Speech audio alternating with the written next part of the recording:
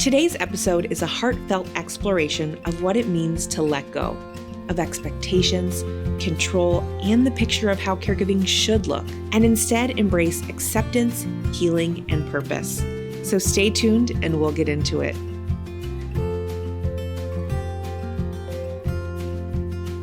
Hi, Dr. Lakelyn here. Welcome to Caregiver Chats. I'm a gerontologist and caregiving advocate for Home Instead, an honor company. I'm so glad you're taking the time to join me. These conversations are a space for learning, reflection, and support. And I invite you to subscribe to Caregiver Chats on Apple, Spotify, or wherever you get your podcasts.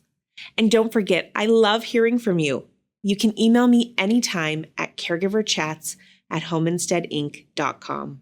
If you've ever felt overwhelmed by caregiving, like you're holding everything together with sheer willpower, you're not alone. That's exactly where our guest, Katie Prentiss, found herself. Katie is an actor, filmmaker, and former caregiver to her mom who lived with frontotemporal dementia.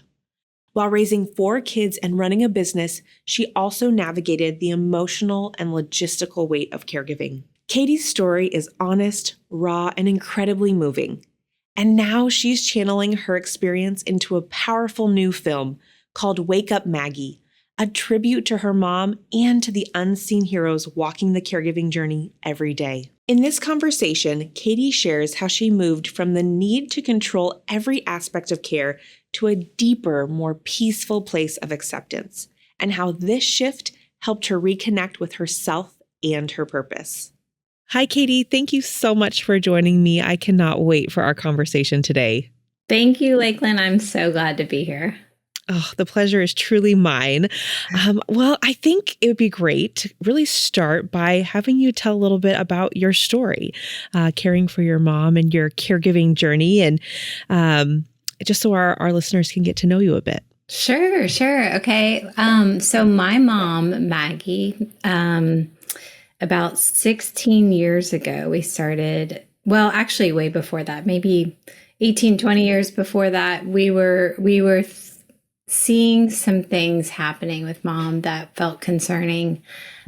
She was sharing stories and examples of things that felt off, like having delusions. They started off feeling somewhat normal, and then it got more and more bizarre. So we intervened and took her to some doctors and found out she had eventually, through a lot of confusion and misdiagnosis, we found out that she had frontotemporal dementia. We officially got the diagnosis 16 years ago. My mom was the cutest little happy-go-lucky lady. Like, she just was like this wholesome Midwestern mom is how I think of her. She was just a real sweet personality and quirky personality and all of that. But so watching her decline and trying to figure out her care needs was a real challenge for all of us. My sister and her family took her in initially, and she lived with them for about 3 years. And as mom was progressing in her diagnosis, they were feeling at their end to be able to handle her care. And so we made the decision to move her to Oregon from Georgia, where she lived. So our family brought my mom in with us, and she lived here in Oregon for the last 3 years of her life.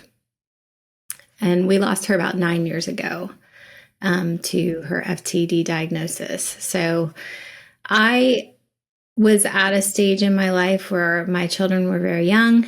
I was 30s, 40s when we got this diagnosis, and it was just not a time in life that you expect to be caring for your parent. So it definitely, I say it kind of unraveled me, but I do think that unraveling was ultimately a good thing in my life too. Wow.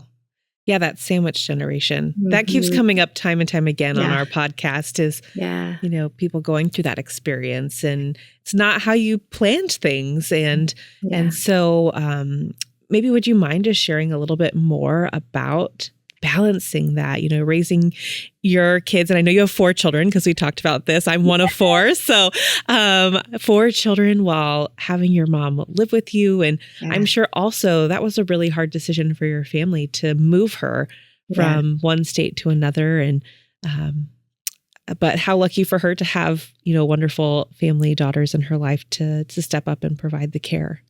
Yeah, it was a tough choice, but I also I knew I was at this point where I was thinking, how do I want to look back and say I was able to engage with mom in this season and in her decline?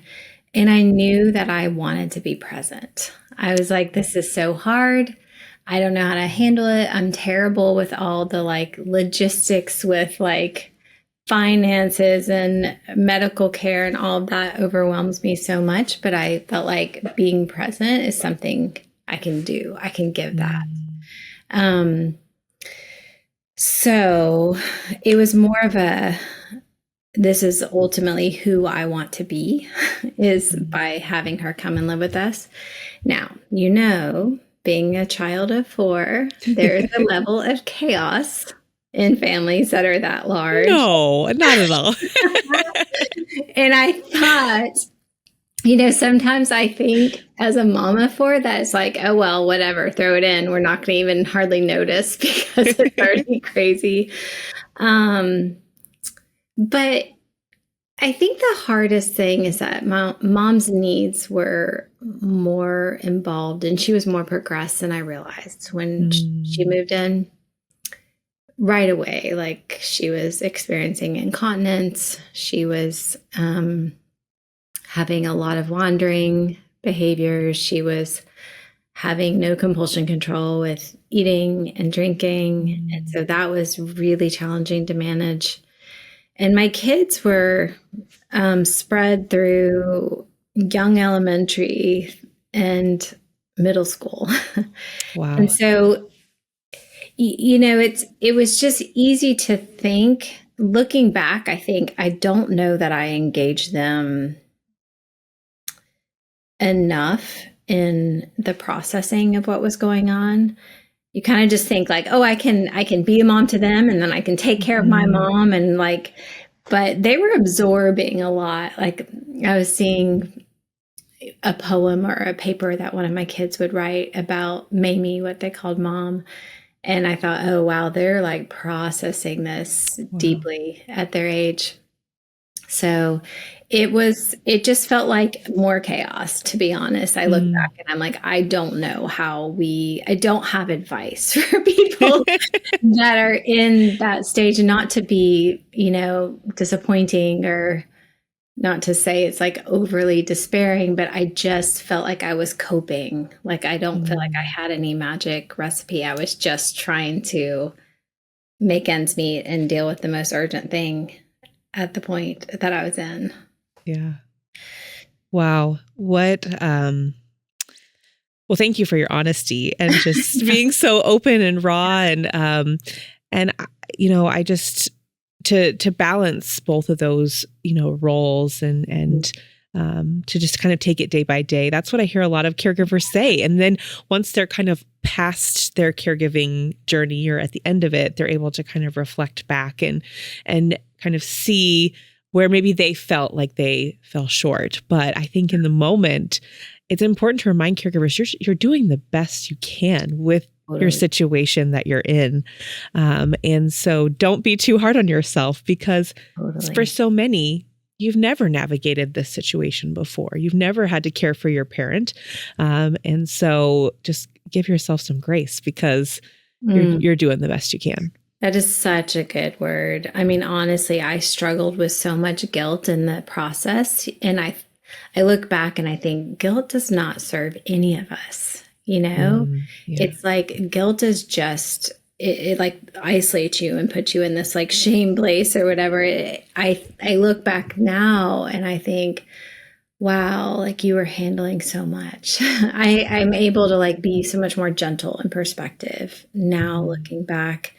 And I wish that if anyone is in that state that I was in, that they could offer that to themselves presently. Like, just recognize all you're holding and recognize that like you are doing the best you can do. Yeah. And it is really tough. And you're juggling a lot of heavy emotions and a lot of crisis type of life situations at the same time. And that's just that you have to go gently and with ease in those situations for sure. Katie, I know like when we were talking earlier, as we prepared for this episode, you had talked about how you kind of had to move from a space of wanting to control everything to kind of just a place of acceptance. And I kind of hear that coming through in some of what you're sharing.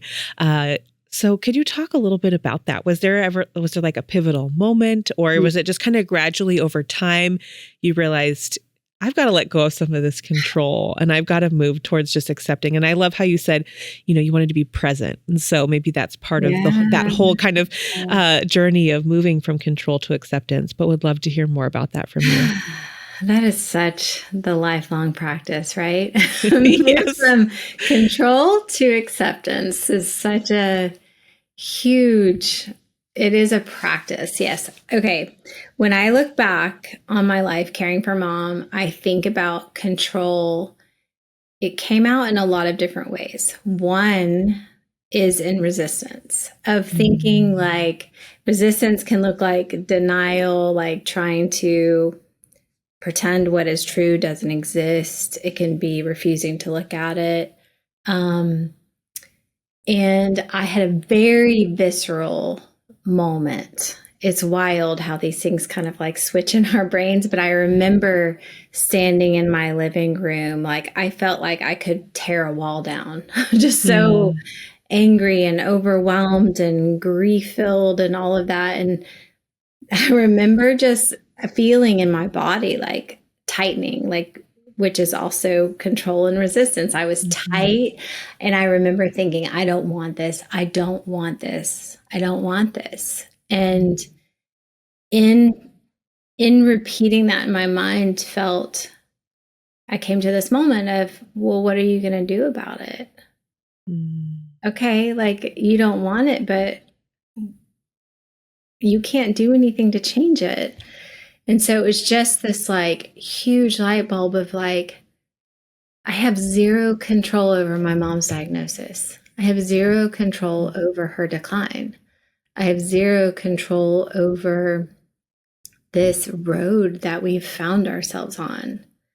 But I do have control of how I respond to it and my emotions. And I have control over some of the smaller pieces of it, like how I choose to sit with her, or, the little things we do, like how I choose to give myself a walk or a deep breath or a glass of water.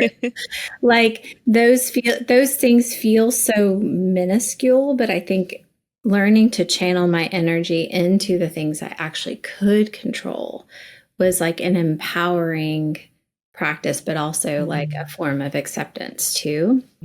But it is funny, Lakelyn, because I also think about like things like when I had to move her into a memory care facility, I was so sad. That was just such a hard decision for me. And it still brings up stuff now. And I remember thinking, well, I'm just going to get her cute bedding and I'm going to like buy cute picture frames. And it's like, again, like this trying to control something to make it better. And it wasn't like long at all before like all that stuff was switched out and moved to different residents because they like take each other's things. And I thought, how funny, like the way we try to make situations more bearable. And it's just to ease our sweet little human selves. But in the long run, it's just learning to like sit with it and say, this really, really sucks. And it is what is true. It is what is happening. Yeah. And the part that doesn't suck is I can still touch mom and talk and like be with her. And just learning to like appreciate what you do have. Yeah. It's brutal though. It's hard, brutal with little moments of beauty. Yeah. Well, I'm sure, those moments of beauty are what kind of help sustain you along the way 100, too. 100%. 100%. Mm. Along kind of your caregiving journey or path, Katie, were there any like other caregivers that you connected with or resources, or because I know sometimes it can feel so isolating. Yeah. I know you had at least a sister or sibling, but were there any other kind of places you tapped into for a source of encouragement or support? Yeah. Yeah, definitely my siblings were, I have older brother and younger sister, and definitely felt very thankful to be able to process some with them. I found a little pressure release by sharing some of my story on social media, which I think maybe like less common. I mean, it's not less common now, but at that point, I didn't know anyone that would talk about those kind of things on social media. But I remember like just sharing a little bit here and there just to feel a little less alone. And that is so reflecting on that now is so cool to me, because I'm like, oh yeah, like sharing our stories, saying a little bit of the moment we're in truly is like a release and a connection to other people. And so I found incredible community online just through that, just through like, I only knew one hashtag way back when, and it was dementia sucks. And that's what I would hashtag. And I would find people who were like, wow, oh, I know exactly what you're going through. And I would be like, oh, you do? Like, it just feels so empowering to connect with folks who understand a little bit of your specific grief journey that you're going on. So yeah, telling my story. And I think now, like some of my biggest connections when I think back then were Remember Me podcast, which is like a podcast that shares FTD stories with Rachel and Maria. They're so lovely in the way they give people an opportunity for that. And then there's like the AFTD, which is Association of Frontotemporal Dementia. So there's so many beautiful organizations that I know now that it took me a while to connect to them, but definitely sharing my story online and reaching out to other people. Yeah. I hear that from a lot of caregivers, is just being able to tell their story and connect. And I think what has blossomed, and maybe it was the product of COVID, a lot of things were the product of COVID, but there are so many beautiful online communities for caregivers going through very specific caregiving journeys, whether it's FTD or younger caregivers or just different disease kind of states, and bringing those people together to share tips and information and resources. And I think that is really beautiful to see. And especially because caregivers don't always have time to go to like an in-person group, or, they can scroll social media at 4 a.m. when they're awake, and it just kind of meets them where they're at. Or these podcasts can provide such kind of comfort, just even hearing another caregiver's story and thinking, wow, okay, they get what I'm going through. Yes. Yes. And you have such a firsthand seat to that too. I so appreciate you using a platform and your voice to like do this same thing. It's like bring this community together. And I found in this journey since then, it's like, wow, what a lovely, warm, caring community to be a part of. It's pretty phenomenal. So thank you too. Oh, well, I agree. I feel privileged to be part of this community, and I truly love connecting with others and helping to share information and resources. So hopefully we start to reach caregivers earlier in their journey so that they don't have to wait until years in to get connected to resources. And I think what's also beautiful is for you and your background as an actor and writer is you're now sharing your story with the world through a full feature film about your experience, your family's experience. And so can you tell us more about Wake Up Maggie and kind of why now and who you're hoping to reach and when we can expect to see it, because I can't wait. I'm so excited. This has been such a long time coming.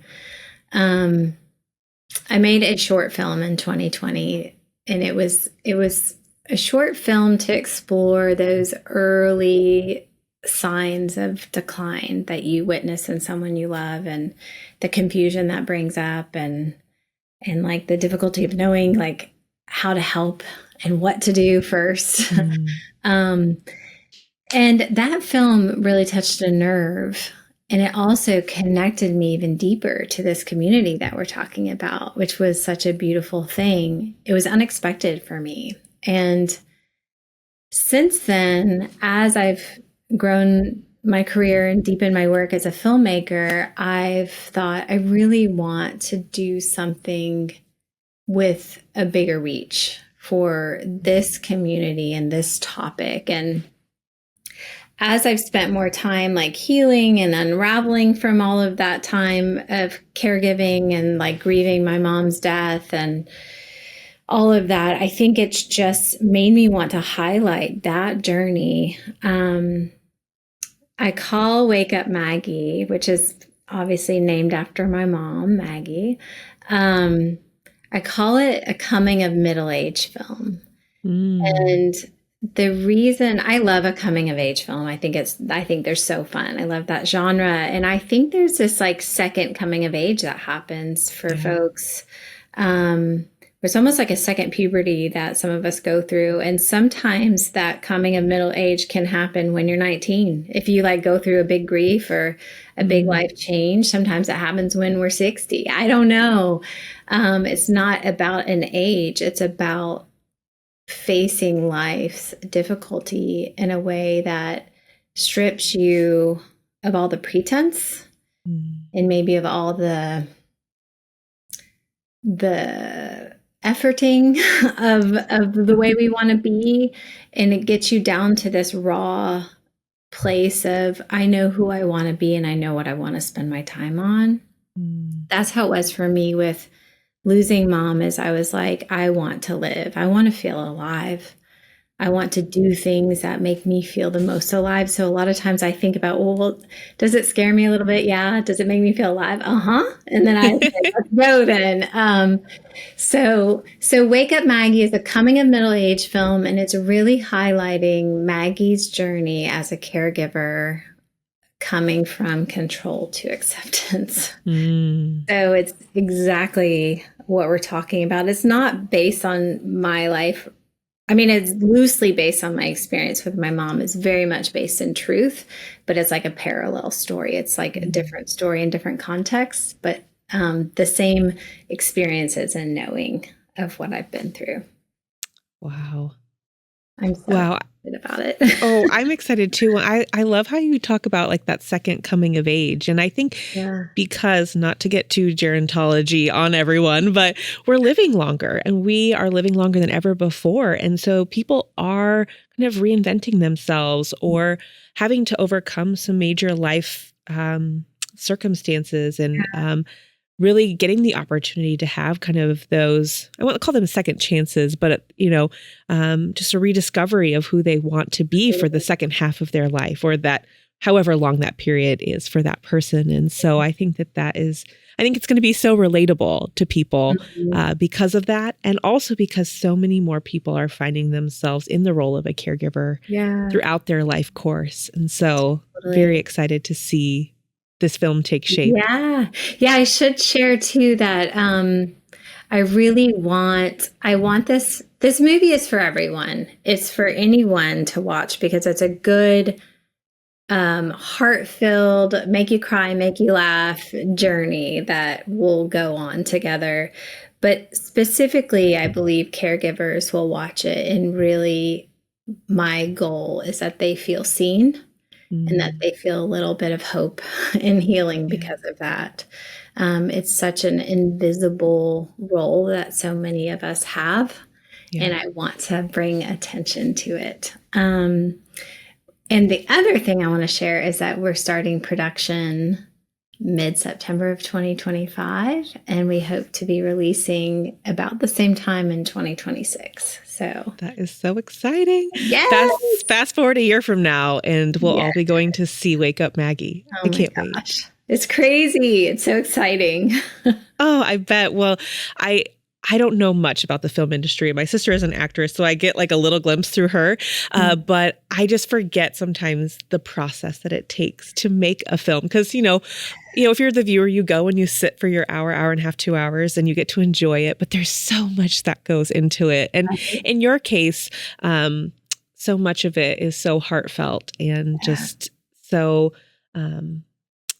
You're not just making any film, you're making a film that's meaningful and impactful. And so I just thank you for bringing this to the world and can't wait to see it. Oh, I'm so excited. I know I really believe it's going to have a deep social impact for sure. And you're right. It has been a very personal journey writing this film. It's really become a mission for me, a missional and a calling for me because it is so personal, and it is me working out my grief, and it is me working out my fears as well. So it's a very lived story. Let's just say that. Oh, well, we all look forward to it. And you mentioned kind of working through your grief, Katie. And as we kind of wrap up our conversation, I definitely don't want to cut it short by any means. Yeah. But I would love to hear, because you're kind of through your caregiving journey and all the other side of it. And so as you think back, or you continue to process your grief, what would you tell caregivers, or is there any advice or suggestions you would feel, or you would share with them for caregivers who are feeling that wave of grief? Yeah. Oh man, grief is so. I always say she's very unpredictable. She doesn't wait for an invitation. She comes when she wants. I think that what I know in my grief journey is that grief becomes your lifelong companion. But her shape and form change through the years, and the way she interjects herself is different as well. I think that first year of loss just feels like a blur. It feels like a gray cloud. It feels like I would just tell people, like, keep it like quiet and simple as much as you can that first year, because you're just trying to like mentally grasp what even just happened. Because so much of, if your loved one is facing their end, then you have some processing and you're involved in like this decline and how to do that and all the plans and whatnot. But unraveling from all of that is a lot. So just giving yourself space and time. Try not to judge your grief. That's the biggest thing for me. Like, the temptation is to compare or judge. And I feel like grief is such a personal journey. It surprised me. I think with my siblings, I thought our grief would be the same because we're both grieving our mom. But I found in those early moments, I thought, wow, it's really hard to even share this with them, the people that know her best. And I think that can be true for like children grieving a parent, or like, if you're grieving your spouse, your children are going to grieve them differently. So there's just always this like very personal aspect to it. We experience people in a very personal way. And so we're going to grieve them in a very personal way. So it's just to try and be as gentle and try to be as accepting, back to the acceptance piece, as we possibly can to what comes in our grief journey. I like how you kind of made some of those analogies. And I've also heard people describe grief as it never leaves, but it gets a little lighter over time. For sure. And so maybe that for some people is a helpful way to describe it as well. But for sure. It is so personal. And I think too, at least in the United States, we're only given so much bereavement time, and people place this expectation like, oh, it's been 2 years. Shouldn't you be over this, quote unquote? Yeah. And I think that is doing such a disservice to Yeah. the person, because grief does look so different for everyone. So different. As you said, can show up at different points in life. And as you continue to cross, major milestones, I'm sure, throughout your life, and as your kids continue to grow up, you find yourself in moments where you think, wow, I didn't expect grief to hit me like this, or, oh gosh, I really wish mom was here to see this. And so I can only imagine that continues. Yeah.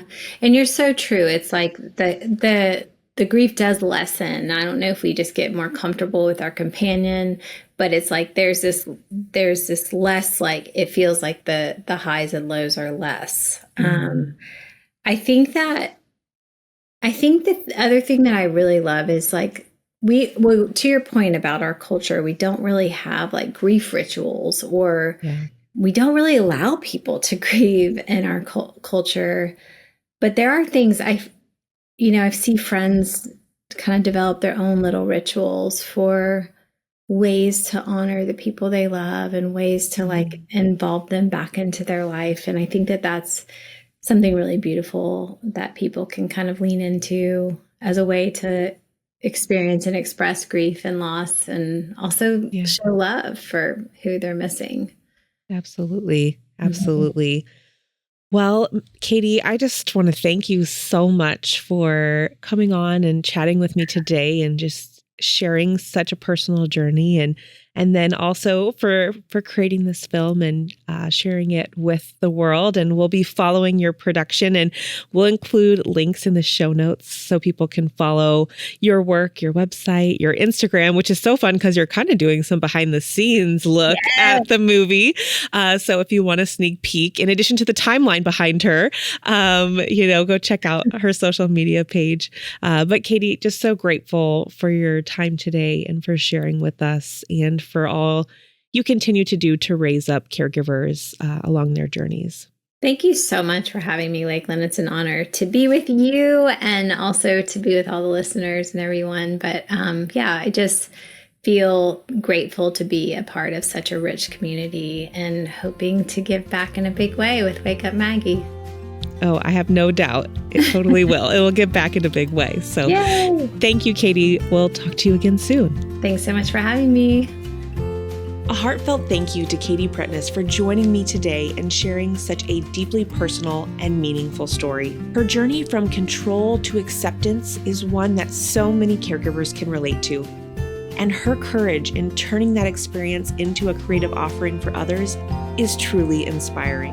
To every caregiver listening, you are not alone in the hard days, the letting go, or the searching for purpose in midst of it all. Katie's upcoming film, Wake Up Maggie, is a beautiful reminder that your story matters, that you are seen, and that the healing can come in many forms, even through art, even through grief.